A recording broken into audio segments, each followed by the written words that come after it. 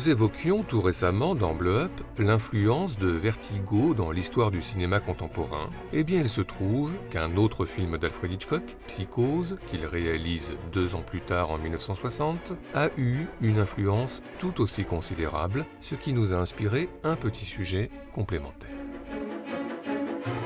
Psychose, un générique lancé à vive allure sur la musique de Bernard Herrmann, les premiers plans sur les buildings de Phoenix en Arizona, puis la fuite en voiture de Marion Crane après avoir dérobé $40 000 et la rencontre furtive à un feu rouge avec celui qu'il ne fallait pas croiser, puis le réveil anxiogène en bordure de route face à un policier aux lunettes très opaques, avant la découverte nocturne du Bates Motel, tenu par un certain Norman Bates, avec la douche évidemment, ponctuée par le meurtre le plus célèbre de l'histoire du cinéma, avec du sang qui s'écoule dans la baignoire, qui laisse bientôt la place à l'œil de Marion Crane, puis Norman Bates, qui constate puis nettoie la baignoire, le sol et l'évier, avant de se débarrasser de la voiture dans les marécages, coulera-t-elle ou ne coulera-t-elle pas? Et puis l'entrée en scène du détective Arbogast, qui inspecte la maison des Bates, monte les escaliers et s'apprête à connaître le même sort que Marion Crane, avant que la sœur de Marion, Lila, ne fouille elle aussi la maison Bates, le lit vide mais récemment occupé, et enfin la cave, bref, Psychose, succession de scènes chocs et d'images marquantes de celles qui hantent et qui ont, depuis 65 ans, fait, dans l'histoire du cinéma, retour. Mais comment et pourquoi? Mrs. Bates. Alors tout d'abord, Psychose a été prolongé, le film d'Hitchcock ayant en effet connu de nombreuses suites, et notamment en 1983 avec ce Psychose 2, réalisé par Richard Franklin, dans lequel Anthony Perkins reprend son rôle de Norman Bates, revenant 23 ans après sur les lieux du crime.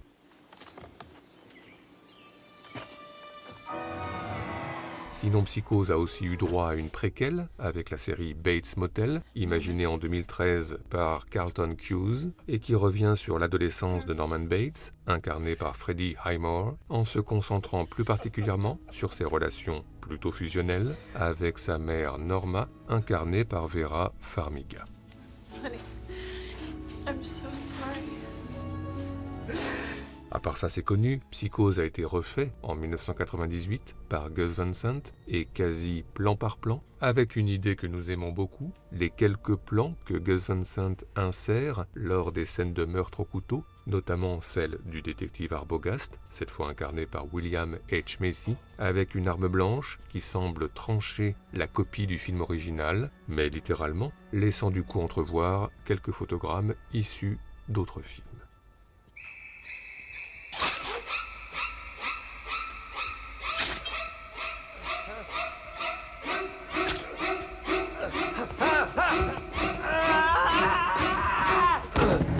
Enfin, la fabrication de Psychose a aussi été maintes fois racontée, et notamment en documentaire, mais aussi en fiction, dans ce Hitchcock que réalise Sacha Gervasi en 2012 avec Anthony Hopkins dans le rôle du maître du suspense, découvrant le livre de Robert Bloch, avant les premières réunions tendues avec les studios qui ne veulent pas entendre parler d'un film d'horreur. Psycho. Et puis le tournage avec notamment Scarlett Johansson dans le rôle de Janet Leigh. Et enfin le montage, supervisé par Alma Reville, compagne et alter ego du cinéaste, incarnée par Hélène Mirren. Alma, we've viewed the film 1,000 times. She does not blink. Avant l'avant-première du film, qui se révélera triomphale, mais nous y reviendrons. Mais à part ça, eh bien, si l'on retrouve de nombreux éléments scénaristiques de Psychose dans la plupart des films d'horreur contemporains, et notamment les troubles identitaires de Norman Bates, ce sont surtout des éléments esthétiques, des scènes, des motifs, des détails qui ont dans l'histoire du cinéma fait retour. Par exemple, pour reprendre depuis le début, l'ouverture sur les buildings de Phoenix qu'a refaite Steven Soderbergh en ouverture de son thriller Effets secondaires, mais aussi la fuite en voiture pour Bruce Willis dans Pulp Fiction avec au feu rouge la rencontre avec celui qu'il ne fallait pas croiser, Et puis Christian Bale dans The Machinist, réveillé dans sa voiture par un personnage anxiogène avec de grandes lunettes de soleil. Et puis bien sûr la scène du meurtre sous la douche qui a été au cinéma vue et revue, faite et refaite, citée, reprise ou parodiée. Au féminin beaucoup, avec Mia Wasikowska dans Stalker de Park Chan-wook. Au masculin, avec Mel Brooks dans Le Grand Frisson. Mais aussi avec un lapin, Bugs Bunny, dans les Looney Tunes Passe à l'action.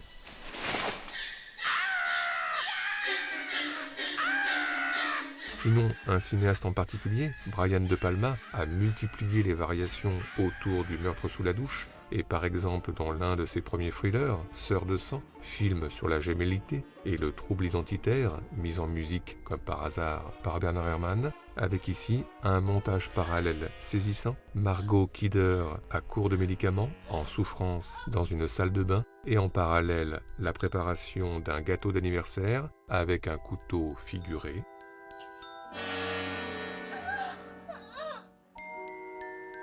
Et puis, autre film de Brian De Palma qui en est passé par Psychose, Carrie, fiction qui se déroule, comme on peut le voir sur ce plan, à la Bates School, pas un hasard là non plus, avec une scène inaugurale sous la douche, avec du sang toujours, mais cette fois menstruel. Enfin, citons Pulsion, film qui repose sur le même ressort scénaristique que Psychose, tuer son personnage principal au milieu du film, à la surprise générale. Ainsi, le personnage d'Angie Dickinson se retrouve bientôt à la merci d'un tueur déguisé en femme, avec une violente ouverture de porte d'ascenseur, comme une violente ouverture de rideau de douche.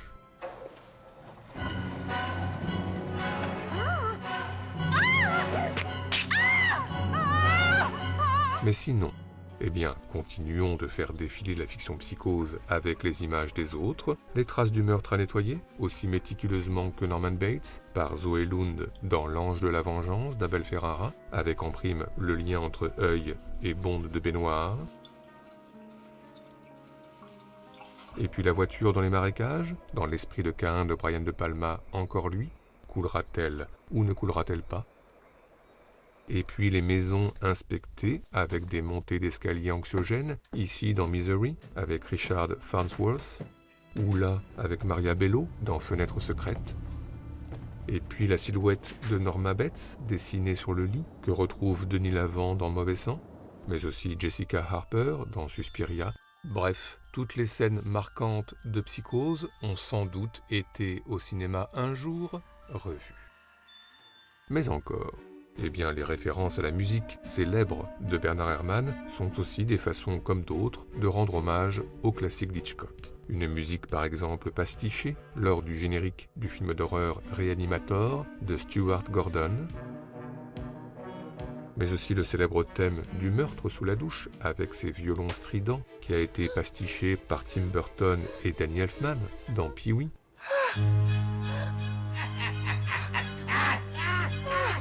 Des violons stridents qui ont été parfois cités littéralement, notamment dans Le Monde de Nemo, pour présenter le personnage de Daria.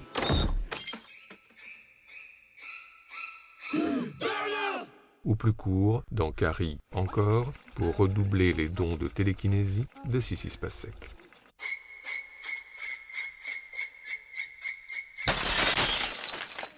Enfin, terminons ce tour d'horizon par le casting, qui a aussi été au fil des années une façon d'évoquer l'héritage de Psychose. Ainsi, tout sauf un hasard, si dans son film d'horreur Halloween, en 1978, John Carpenter fait appel à Jamie Lee Curtis, qui n'est autre que la fille de Janet Leigh, pour dire la filiation avec le film d'Hitchcock, et une filiation encore plus explicite dans Halloween 20 ans après, puisque dans cette énième suite d'Halloween, et donc énième variation de Psychose, Jamie Lee Curtis croise sa mère Janet Leigh, et une Janet Leigh qui conduit 40 ans après, toujours la même voiture, le tout sur un pastiche musical de la musique de Bernard Herrmann. Oh, Miss Tate, Happy Halloween. Bref, si on ajoute le jeune Mike dans Charlie et la chocolaterie, propulsé dans la douche de Psychose, et le jeune Harry, lui aussi propulsé dans Psychose dans la série Histoire fantastique. Sans oublier Lee Majors et Douglas Barr dans la série L'homme qui tombe à pic, qui se rendent de nuit dans un étrange motel qui leur rappelle bien quelque chose. Bates Motel. Where have I heard that before? Avant quelques heures plus tard, en pleine nuit, de se souvenir. Now I remember what the Bates Motel is. It's the place in... I know, Psycho. Psycho was a movie, kid. I mean, it was not real. Yeah, or maybe not. But I'll tell you one thing. You're not gonna catch me taking a shower.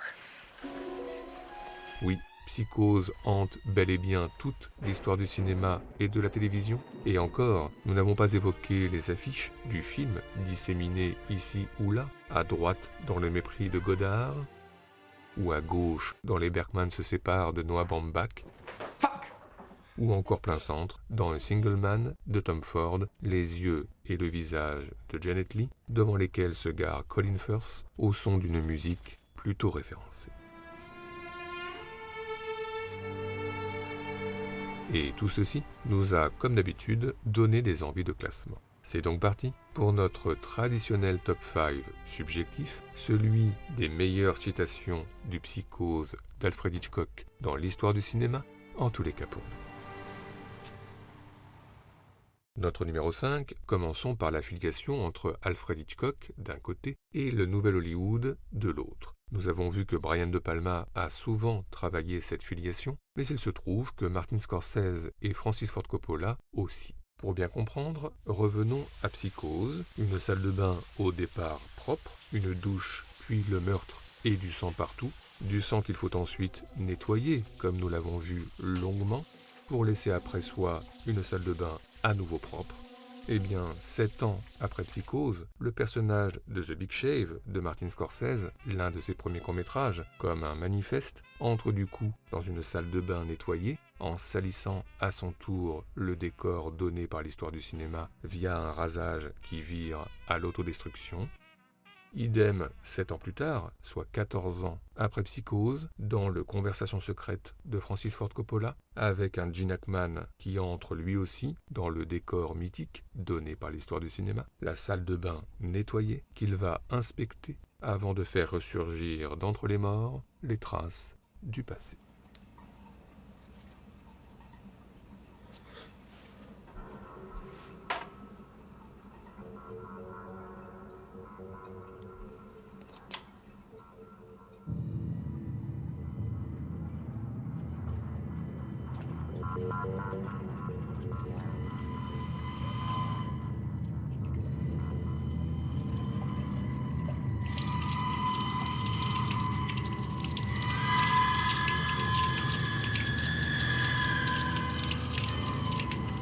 Notre numéro 4, passons à des choses peut-être un peu moins sérieuses, en tous les cas a priori, et évoquons les parodies de la scène de douche de Psychose. Nous avons vu que les Looney Tunes ou Mel Brooks l'avaient refaite et détournée, mais en termes de parodie potache, rien ne vaut sans doute le trio des Zaz, David Zucker, Jim Abrahams et Jerry Zucker, lesquels, dans Y a-t-il un flic pour sauver le président, en 1991, ont payé leur tribut à la scène de douche de Psychose, avec la complicité de Priscilla Presley en victime, d'Anthony James en tueur et de Leslie Nielsen en sauveur, ou presque.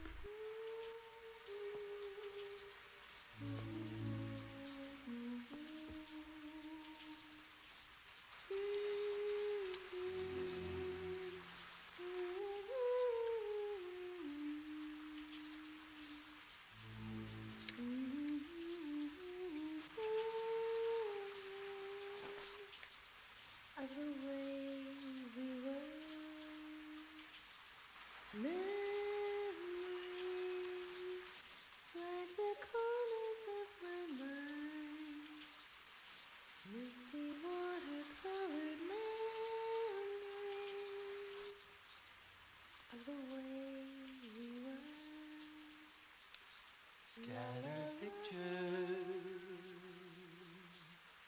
of the smiles we left behind. Smiles we give to one another. Of the way we were. Can it be that was all so simple then, or has time rewritten them?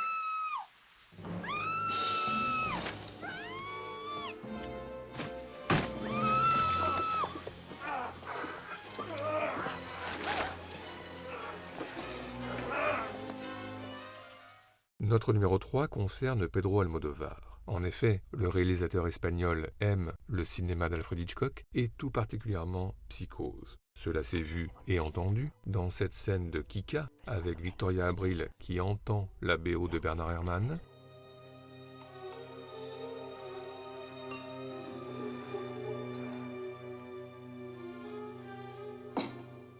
Mais cela s'est aussi vu et entendu dans Volver que Pedro Almodovar réalise en 2006, avec le meurtre accidentel que Penelope Cruz et sa fille vont devoir couvrir et nettoyer, tel Norman Bates, le tout sur une musique très très proche de celle de Psychose.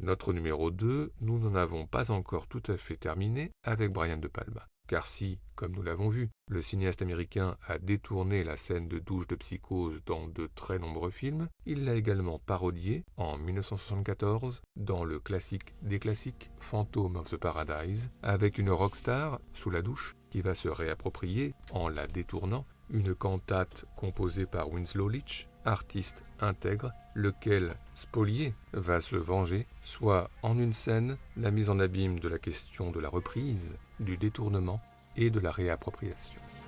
Like but last, salutations from the other side.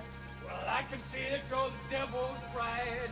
Do you realize that all of you donated something horrible you hated that was part of you? Well, I'm your nightmares coming true. I am your crime. Woo! Life at last. Sit and listen while the fun begins. Hearts are broken. Bad guy wins. Sit and listen, all the cutting up is easy, and it isn't for the queasy or the weak of heart. Well, you had better start for home while there's still time. Never sing my music again. Not here, not anywhere. Do you understand? Never again. My music is for Phoenix. Only she can sing it. Anyone else that tries, dies.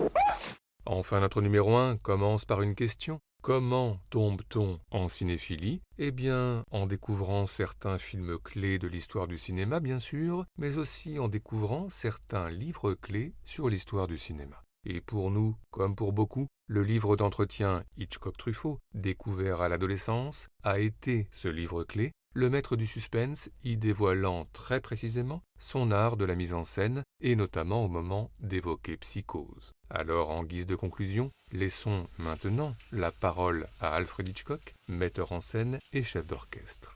Dans Psychose, le sujet m'importe peu, les personnages m'importent peu. Ce qui m'importe, c'est que le montage, la photographie, la bande sonore et tout ce qui est purement technique pouvait faire hurler les spectateurs. Ce n'est pas une grande histoire ou une grande interprétation qui a bouleversé le public, Ce qui a ému le public, c'est le film pur.